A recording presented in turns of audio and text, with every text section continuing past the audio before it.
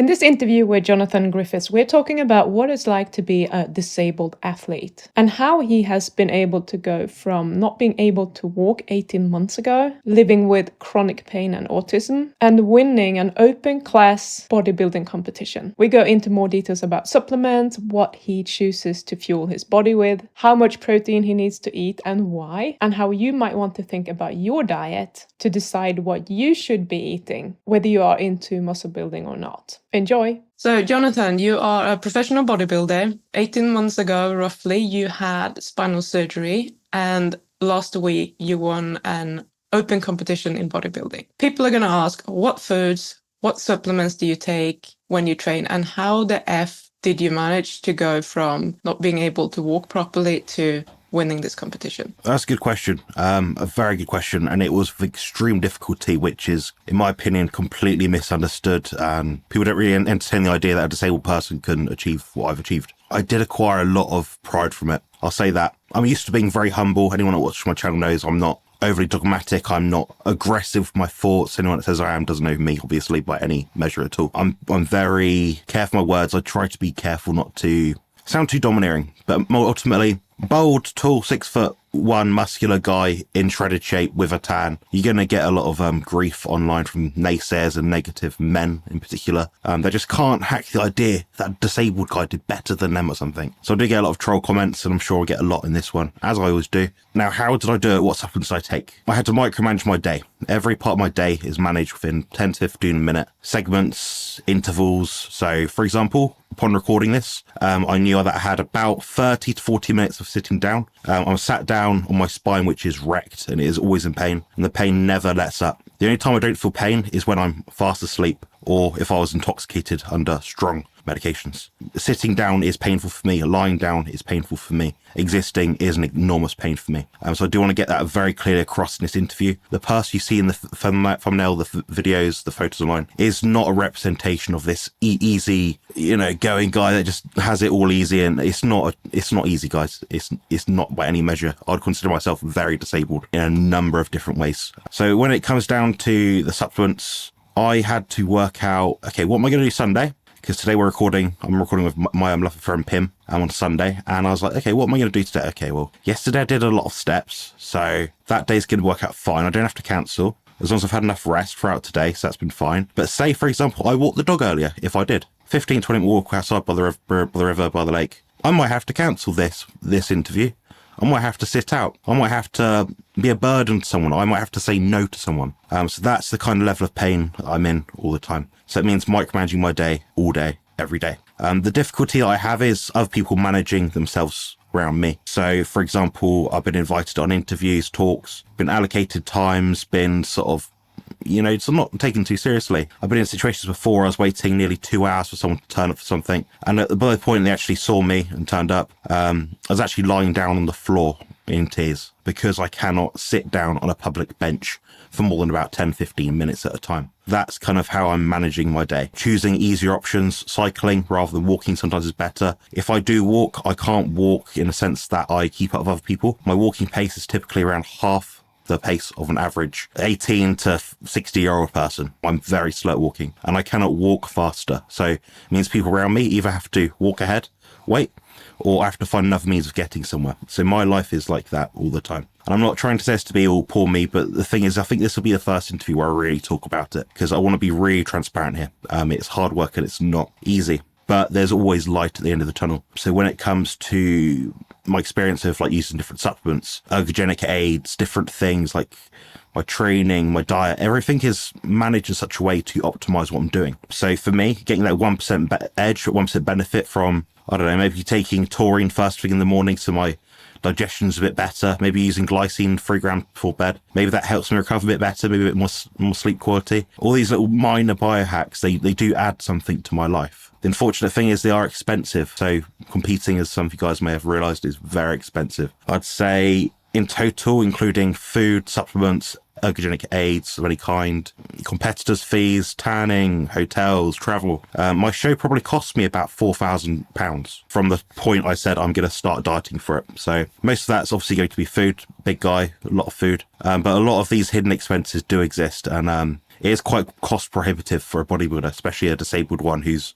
should be on benefits or could be on benefits, but isn't, living a very honest living, doing content creation, running a consultancy service, coaching service, all that sort of thing. So I'm doing the best I can with the hand I'm dealt. And I was not given an easy hand at all. I also live with autistic spectrum disorder, which is you'd have to live with it to really understand, or know someone, or live with someone, as Pim does, to really understand the intricacies of it. We're all very different. We all have our own pros and cons. Some things, it makes my life a lot easier. I've got a better recall than most people. I can remember everything. I'm like a damn elephant, which is really helpful when you're working with clients. When I'm, working with 15 clients closely each week, trying to get them from A to B with their body composition results. I must admit, there's times when I know something's happened, or I can see maybe they haven't checked in on time. Maybe they've actually done it the day before, because I'll look at the clock on their wall and I'll see, oh.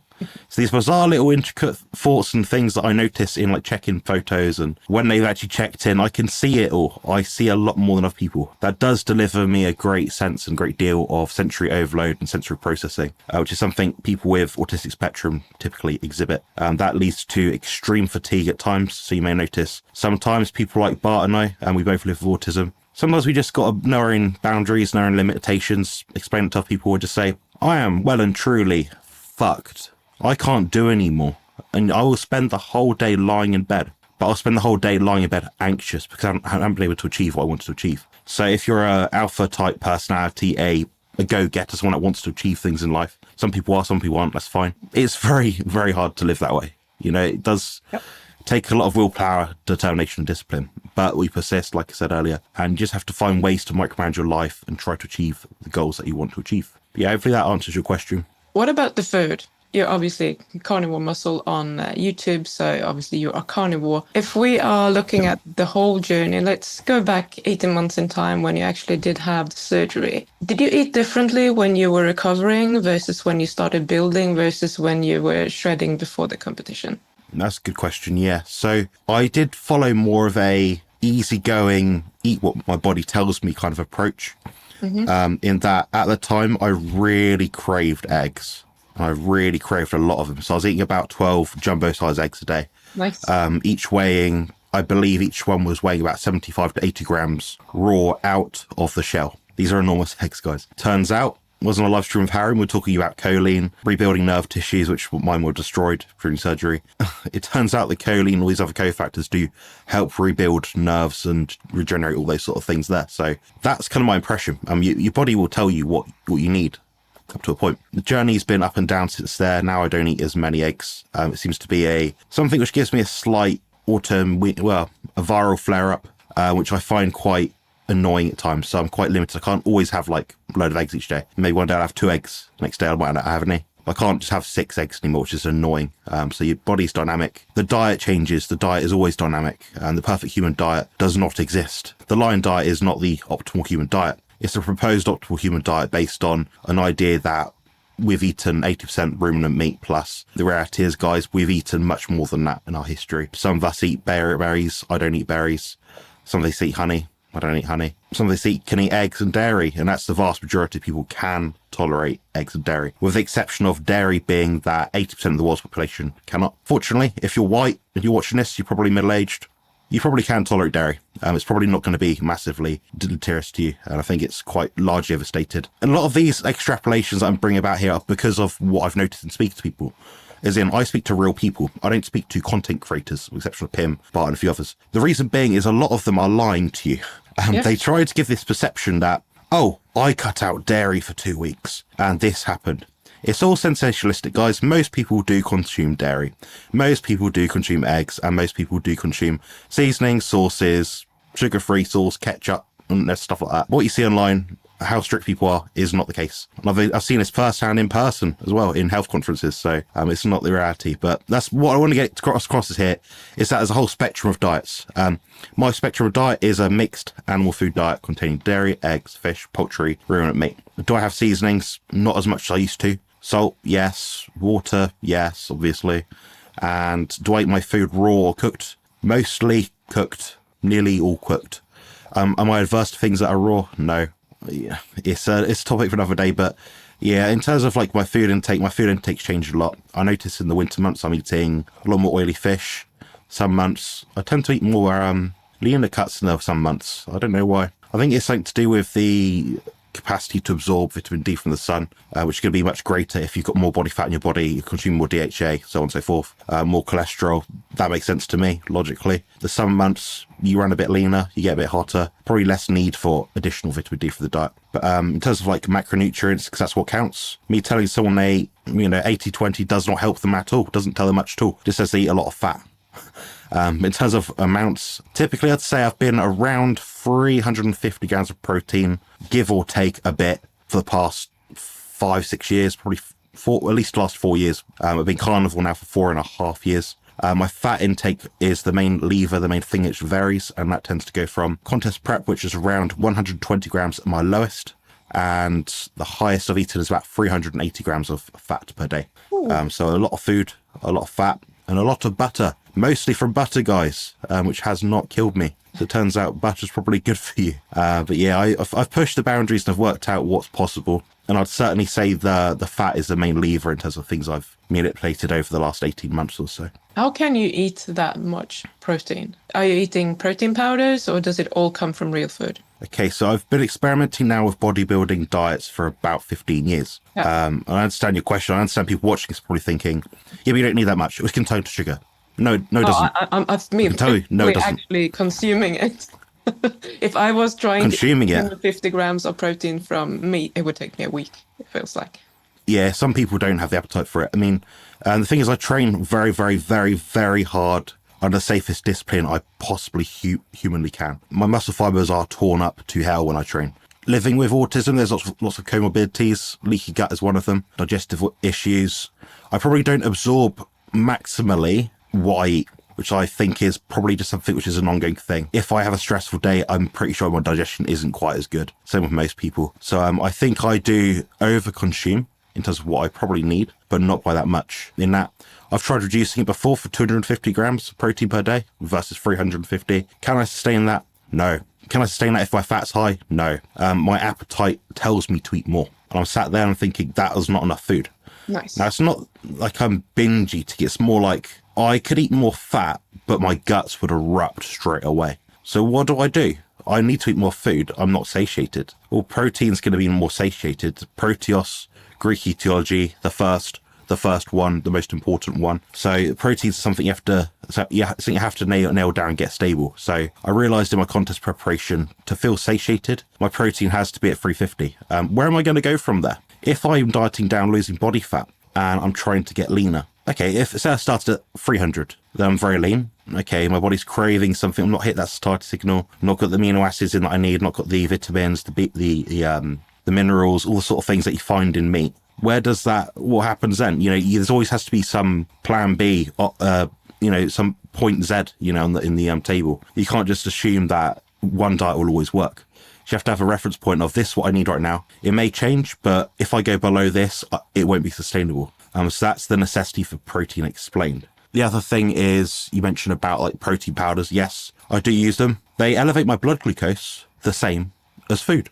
And also to the same degree, to the same peak, to the same trough, to the same level, area under the curve, in terms of blood glucose compared to any other food. Because every meal I eat is a mixed protein and fat meal. Now, for other people, it's not a prescription. It's not me telling them that they can do that. But I've noticed myself with lots of testing, experiments, bodybuilding is a big science experiment. I've noticed that myself. I'd have no issue maintaining a healthy blood glucose level, healthy HbA1c, other blood markers by doing that. And if something was going to creep up on me, it would have done it by now. So there we go. And in the past, guys, I've been up to 550 grams of protein for a period of at least 9 months. I didn't die. I didn't die. There's your thumbnail. Yeah, you didn't die. You didn't die. No, and it's just my mind is blown. I just don't know how people physically do it because I can't eat a lot of protein. So I'm just like, what? 500? That's crazy. Absolutely, yeah. I understand it's a lot. Yeah, it's not something many people would do. Maybe a fraction of a percent of bodybuilders. Speaking of that, I know you've been carnivore for a long time now, but if you try to recall what it was like when you were lifting or building in the past on more carbs, Would you say that there is a difference in your energy, how hard you can go at the gym when you're actually exercising now versus then, or is it kind of the same? I'd say my overall training performance is lesser. You're sweatier when you train, when you're on carbs. You're more bloated. You don't sleep as well. Your digestion's not as clear. You put more mass of food in your gut versus when you're on a carnivore diet. As much protein as I've just said I've eaten, I was eating about double the weight of food each day when I was on a mixed macronutrient omnivorous diet. So that tells me my guts were wrecked, and they were wrecked. My health did suffer for it. I'm not convinced absolutely that a ketogenic or carnivorous diet is going to give you massive performance benefits in terms of in the gym, in isolation, carnivore versus non-carnivore. I think it's probably quite comparable, but I think the carnivore diet is better, but mainly because the impetus is on maximizing your health. If your health's better, you can begin to progress further and further. So you can up the ante more without having risks to your health. So for example, I'm a bodybuilder. My blood pressure is normal. Blood glucose is normal. Pretty much every blood marker is normal that I could probably think of. Now, if I was to be heavier, have the more inflammatory weight, excess sugar in my body, inflammation, whatever, my body weight's going to be higher. And when my body weight's high, I'm not going to sleep as well. My chest is going to be as I sleep. So that's not going to be very fun, is it, guys?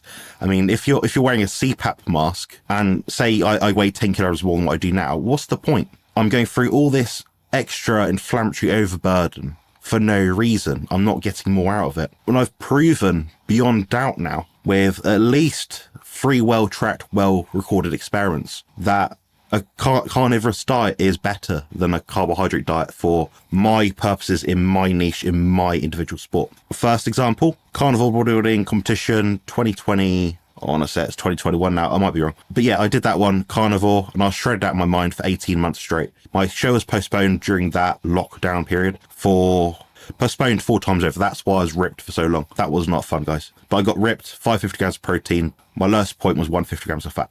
Now, surgery, I couldn't move as much. I had to learn my food intake eventually. So my protein went down to 350 and my fat went down to 120, like I said. Now that was a different preparation. I had to manage things a lot differently, a bit more carefully. But I did notice that I felt so much better.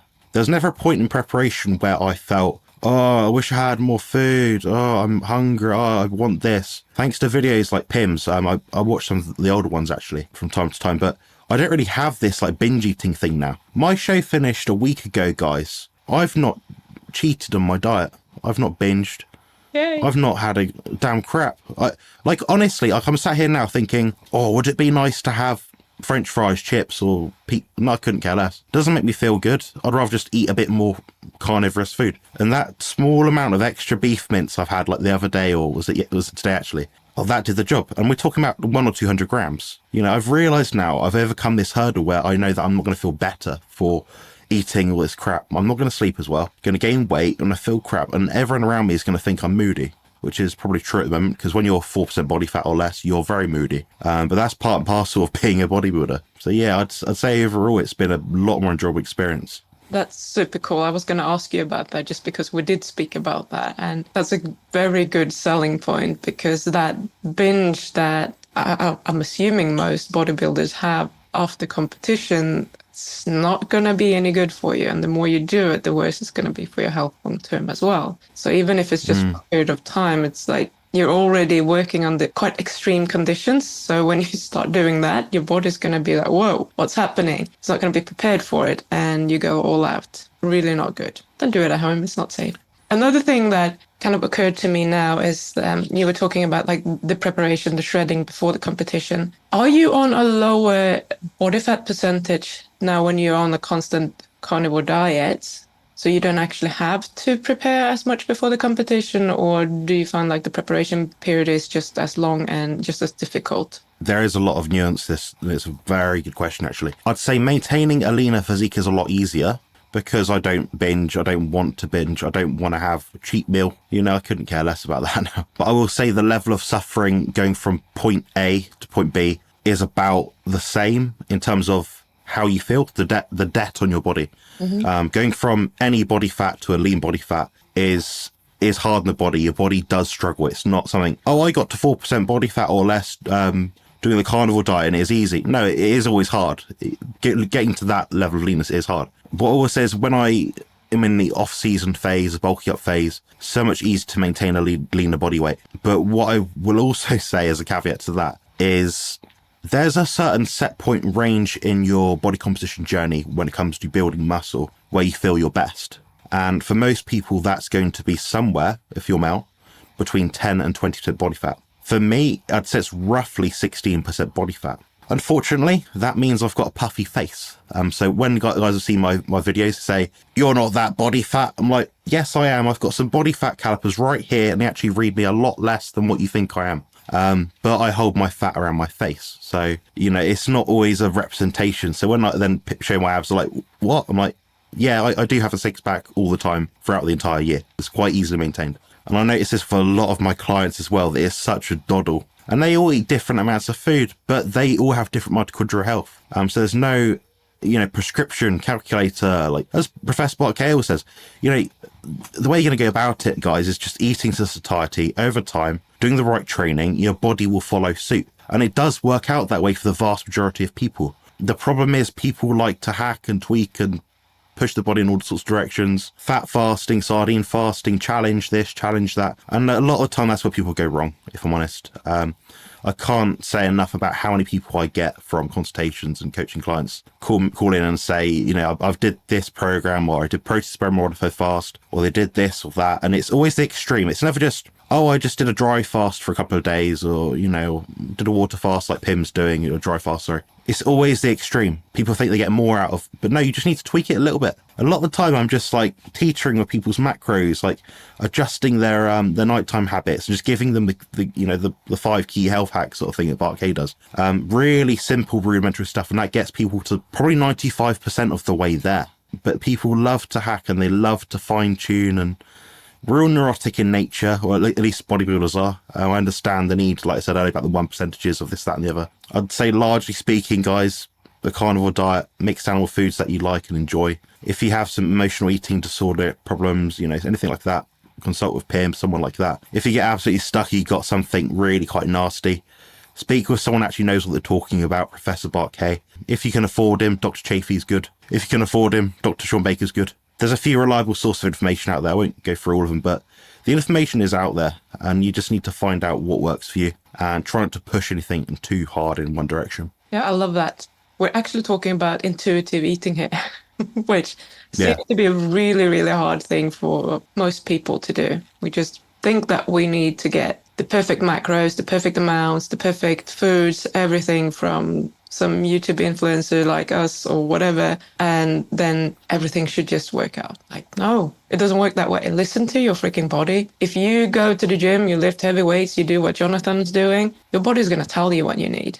If you do what I do, which is a lot less exercise, I do maybe more walking. Oh, I don't need that much protein. There's no way that I can eat all of that. My taste buds are drawing me to fat. I'm almost always favoring fat. And on certain days, my body will tell me that I don't like fat today, and I'm listening to it. So it's not about having the set macro breakdown, which was really awesome to hear that you're like, I'm just eating what my body is telling me to eat. Not like, yeah, it's 80% fat, 80% fat and 20% protein, or even 40% protein, 60% fat, whatever. You eat fat until you can't eat anymore when you're building because of your appetite. You eat, I guess, you end up on 350 grams of protein because that's what your body wants. And then that's it. It doesn't have to be complicated. And I just love that. So thank you so much for sharing that. I think it's such a good, relaxed way of doing it, because a lot of people think that there is an ideal thing that they can just adopt. So with that said,